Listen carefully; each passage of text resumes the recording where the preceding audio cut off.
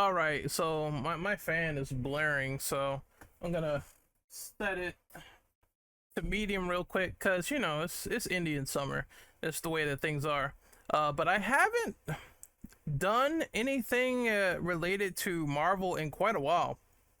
I know I said I was gonna review Insomniac's Spider-Man 2, which I still will, but outside of a little bit of a opinion piece here or there, I really haven't touched on the Marvel Cinematic Universe in quite some time, and that's because it feels like Marvel is getting their second win, quote unquote, because of restructuring the company, getting rid of the Bob Chapek era, delays, and stuff just feeling like an internal sort of mess. But at the same time, I'd never given up faith in the Marvel Cinematic Universe. It's that infamous quote from Downey Jr. where he says like, "Hey, don't bet against Kevin because if you bet against Kevin, you're gonna lose." So in the midst of this restructure, they've been trying to get their shit together, and now we have a trailer for Captain America: New World Order, or should I say, Brave New World, because I completely forgot they changed the title. So this is the new Captain America movie with Anthony Mackie helming the mantle after the events of we saw the Shield get given up sometime at the end of Endgame, and then they carried it on into Falcon and the Winter Soldier, and now we have this. So we're gonna sit back, relax, and do our reaction, and here we go. Wilson. Well, I like that transition there of him walking as normal, and then it goes to Cap right there, and you see just the lights in this like desolated place, and then it goes back. I like that. Now, of course, Harrison Ford is going to be General Ross.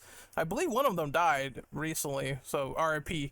But Harrison Ford has a 2-movie deal with the Marvel Cinematic Universe. He's going to be in this movie and Thunderbolts, and it's going to be interesting to see some Red Hulk action, hopefully. Thanks for coming in. I thank you for the invite, sir. I have to admit, I'm still getting used to the new look. They said lose the mustache or lose the election. So even they poke fun of what I assume to be a fourth wall meta joke, a new look, so to speak. It's like, yeah, he's not the same anymore because he's a completely different actor. So that part I like. You and I haven't always agreed in the past, but I want to make another run at making Captain America an official military position. And if we disagree on how to manage a situation, then... So it's a lot of shots. I want to go back. It was a cool one. Another run at making Captain America an official military position. Not that one. I know there's a lot of people complaining, oh, CGI airplanes and all this other shit, and I'm just like, it's Marvel is gonna have CGI in it. It's just to be expected. I like this shot right here where it looks like the run-in. I'm not sure if that's the White House in the background, but again, what people like to do is they will nitpick and point out MCU color grading, and this argument is only like prevalent on the cesspit known as fucking Twitter, fucking X, fucking shove a X up someone's ass. I don't know, that site is cancer, but there is some good establishing shots like this one. I enjoy this one where you see like the people's reflection in the water in the background while they're running. I assume probably this is like Secret Service. I haven't always agreed in the past, but I want to make another run at making Captain America an official military position.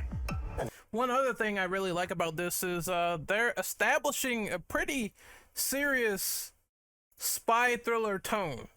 It's like it's not all like hokey and everything outside of the one little fourth wall reference. It's like, I need you to do a particular duty even though we disagree, and it's treated in a serious nature, and which I'm hoping is that is very reminiscent to the Blueprint, the GOAT, the obvious Captain America, the Winter Soldier. That was the best Captain America movie in my opinion, because You just had this looming threat.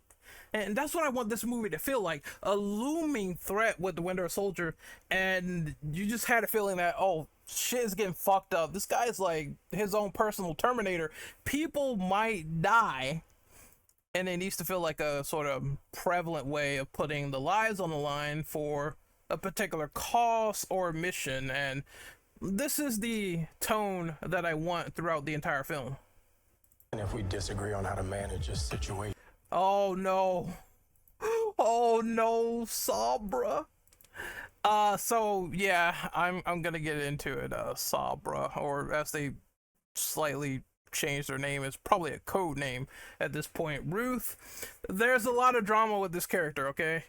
Number one is that, well, it is an Israeli superhero based character, and tensions are high with the Israeli Palestinian war, and the Marvel Cinematic Universe is having an Israeli spy in the trailer, so you can see how there's going to be a lot of fucking turmoil and chaos and everything. Okay, so I talked about this before, and it's basically a lot of heated tension and activism between these factions and what people think is right and where they lean and what needs to be on the right side of history. Look, first and foremost, war is bad. I understand this. War is bad. It is something that is not pretty, is ugly. Lives are being lost. People are being killed. I completely understand that side of the fence. However, I lean to another side where it is like people like to scream that everyone is a Zionist, that everyone has like Zionistic properties, whether fiction or non-fiction, or a director did this or supported this person for making this statement to this movement. It's a big mess.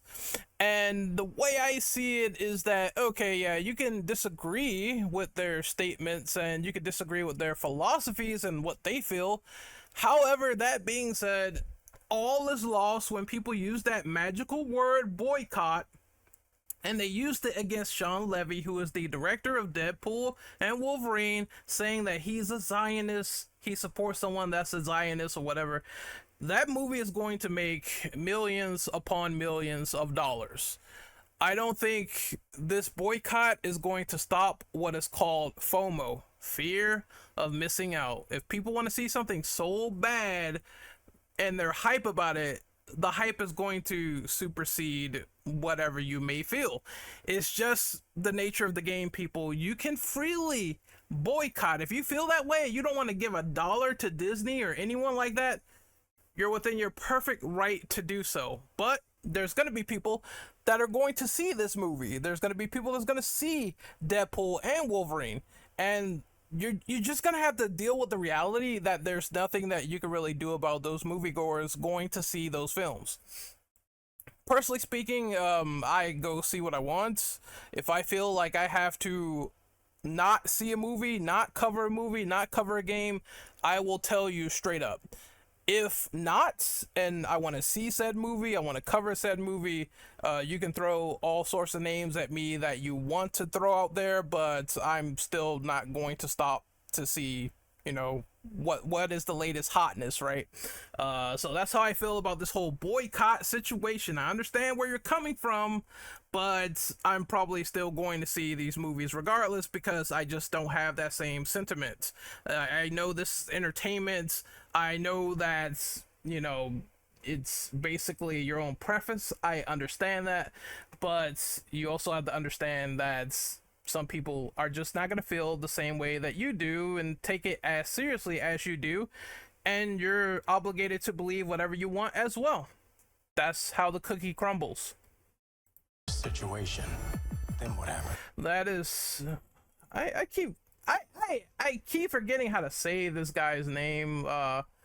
I'm probably gonna butcher it. Mr. Esposito. Hey, Gus. This is Gus from Breaking Bad. All right, you can't tell me otherwise. That's who he is.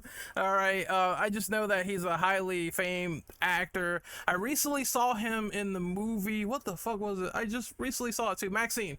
He's in Maxine. and he has like the worst looking hairdo, the worst looking mop style I ever seen in my entire life, right? So, but he's a really good actor in that movie, and he's just good across the board. Now, they were hyping up his role. I think people were saying he wanted to be Professor X.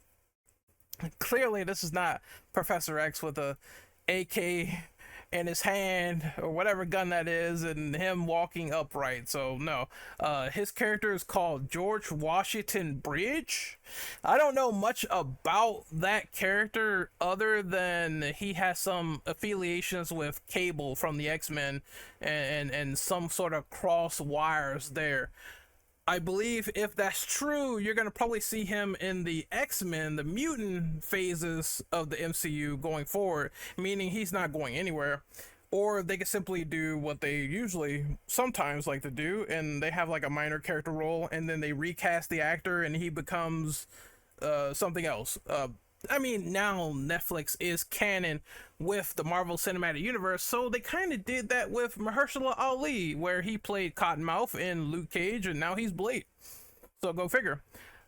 As long as he's enticing and interesting in this movie, Mr. George Washington Bridge, then I don't mind the role here. He looks badass too. The glasses, the black tack, everything, man. I just want to see what his character is all about. Then what happens?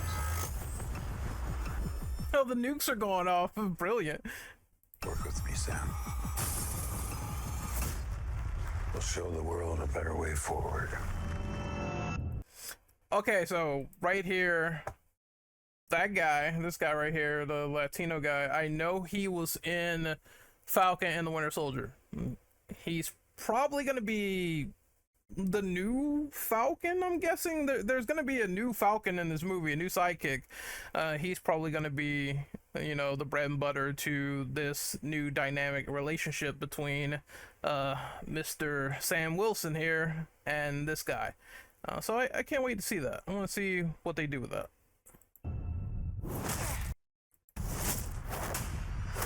Oh shit, okay, we have a live super soldier in here. Oh yeah, that's Isaiah. That is Isaiah, and now he's bad Isaiah. Maybe he has some history with Ross that is not too favorable, because Isaiah was this like old super soldier in Falcon and the Winter Soldier who, you know, worked for his country, did some very nasty misdeeds, and tried to give some advice to Mr. Sam Wilson. So this is a dynamic turn, actually. It's very sharp too. Like you would figure, because he's like retired, right? So now he's like attacking and trying to assassinate Ross, which I guess the movie is going to explain. People on Twitter are saying, oh, this is a terrible plot point. They ruined Isaiah's character now. He had like a peaceful life, but there might be a reason why he's doing this.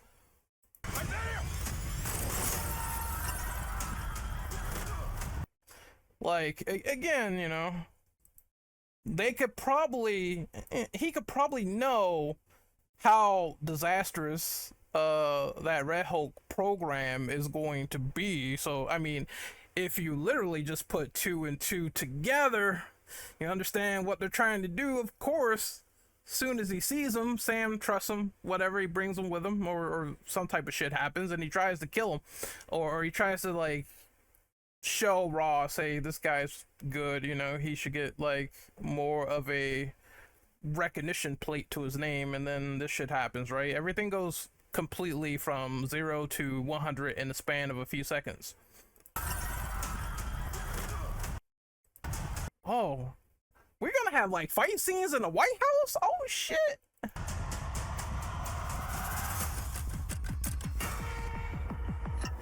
Sir, your inner circle's been compromised. Either you can't see that, or you don't want to. It looks like there's some underground bunker, which maybe is going to be like the breeding ground, the testing ground for their new super soldier program. And the compromises, I mean, it's going to be a spy thriller, so it's hard to not imagine that all of this is going to draw back to Ross in a big way. But you don't want to.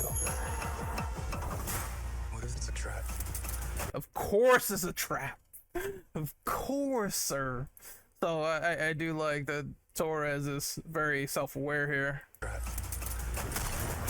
Oh shit, the classic suit. Okay, so he got this at the end of Falcon and the Winter Soldier. It was like the 6th episode when he got this, and he was doing his monologue, his speech, and he's beating the Flag Smashers to a pulp. I always, I don't know why I said it like that, but I always liked this suit. Global power is shifting. Stearns, which is the leader who had the liquid pour on his head, and he's like super smart. Again, it is a bit of Hulk characters in here, which is to be expected with Red Hulk. But I want to see this shot again. This double kick here. Oh. Global power is shifting. You're just a pawn.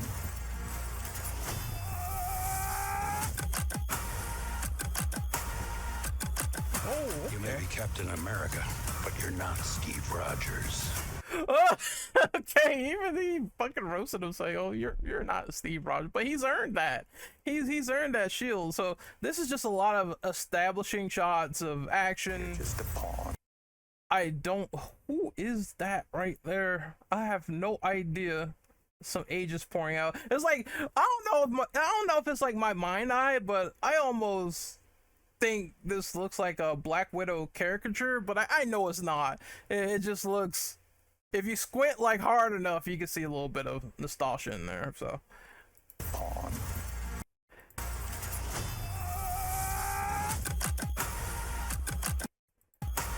Whoa, wait, that fight scene right there, it looks like... I almost thought that was like someone fighting in a tent, but no, it's... But the shadows are pretty cool. That's Sombra again. Oh god, everyone's gonna downvote the trailer. Man, the downvotes here. Okay. You may be Captain America, but you're not Steve Rogers. Cool, they got like a cherry blossom fight scene incoming. Oh, that's like an Independence Day shot. The White House is toast, people. You're right. I'm not.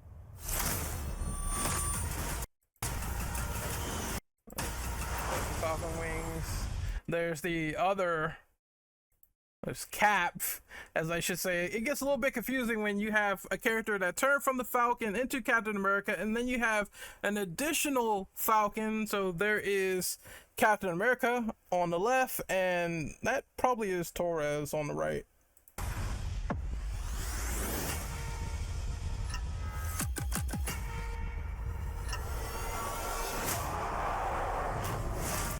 Oh shit! They got the establishing Red Hulk or the catch-up Hulk shot, so it's gonna be a little bit of a showdown right there. Okay, I don't know how he's gonna beat that and take that down. Maybe, I don't know. We'll see. Maybe he might just say, "Oh, some temporary super soldier serum. Fuck it, I'll take it." But in theaters, February 2025 is coming out early next year. I can't wait. It looks fine for what it is. Really, it's just as I see these downvotes like rack up, a lot of the drama is going to come from the Israeli character and maybe people being like, "Oh, MCU fell off," or "There's some CGI in the trailer, I don't like it." But honestly, as a trailer, it did not look as bad as I thought it would be. It looks fine for me for the most part. I'm definitely gonna go see this for sure. Cool establishing shots, a lot of varied backgrounds, a lot of interesting like twists and turns. What are they gonna do with Stearns and this new character George Washington Bridge, and how he fits in with the spy espionage plot going on? They're gonna have to maintain that intrigue throughout the rest of the movie, but from what I've seen, I'm very interested. It looks really good, and I guess we'll see how Deadpool and Wolverine pans out as well. But I think this is a nice little resurgence of the MCU once more, and if they keep that momentum, then I think going into phase 6 is going to be the most interesting thing to come out of it, just like Phase 3 was. So I'm keeping my fingers crossed on that one. But what did you guys think of this trailer and breakdown for Captain America New World Order? Oh, I forgot. Brave New World. Comment below. Let me know, and I'll see you guys next time. Later. And I guess as a PS, the only, and I'm not saying like, oh, you know, Sabra's in there, oh god, look out, like, it's just not a big deal to me personally in terms of that. Like I said, I talked about Sabra before, where I'm like, let's see where this story goes with this character. I'm pretty sure that Captain America and Red Hulk are going to be more center focused than Sabra is. So I just kind of toss that aside, but I'm not saying that there isn't something legitimately concerning with the idea of the reshoots, because I know this movie had like trouble production, but sometimes like reshoots can make a movie for better or for worse. That remains to be determined. And also, Bucky is not in this movie. That is the one legitimate constructive criticism that I agree with. Look, Sam and Bucky were perfect as a duo. It should have been like that. It should have been Sam and Bucky. And they keep saying that, oh, well, he's in Thunderbolts, or he just couldn't be in this movie. For what reason? I don't think they ever explain why Bucky Barnes is not in this new Captain America movie, when, for all intents and purposes, for what they were setting up, he should be present in some degree, in some way, unless he is a secret to the movie due to the reshoots, because that could always happen. But yeah, I think Bucky Barnes should have been prominent a little bit more over than Torres, because Torres was like a random sort of guy, unless, I don't know, now Bucky wants Sam to handle this on his own, or maybe they want to just shove him into a Captain America 5. I don't know what they're doing, but I think he should have been here, no doubt. But otherwise, I mean, the trailer looks good as is. So unless they can make this new side character into a glaring new hero, then everything remains to be seen. I saw someone also complaining about George Washington Bridges' arc, and honestly, I think all of that is something that could be solved by watching the movie. I think that's a little bit too preemptive to wonder what is going on with Gus Fring's character, right? It's too early for that. So I'm going to give it a chance and see where they take it. I guess there's one more thing to mention. They finally addressed the giant Tiamat statue in the middle of the fucking water with Tiamat the communicator. I was like, what's that from Eternals, where there's this giant statue in the middle of the water? It's been here for years and years and years, and the Marvel Cinematic Universe failed to address it. Now we have Captain America gliding over it, supposedly, probably, assumingly, making some commentary on this statue in the middle of the ocean. You figure someone would like find this or see this as strange from light years upon light years ago, but Eternals, it's like they really just put that movie out there and they had no plot connectivity with it whatsoever, and everyone was oblivious to this statue until now. It took them until now, man, to really talk about this. So, I mean, hopefully we get some more interconnectivity with that, and maybe that could lead into somewhere else. I don't even know if they're doing Eternals too. I thought they were, but I keep thinking they're not. Anyway, I think that's the last thing I need to address. If you want to get your Tiamat reference finally from Eternals, well, now you have that possibility. I will truly see you guys next time. Hopefully you enjoyed the video, and once again, later.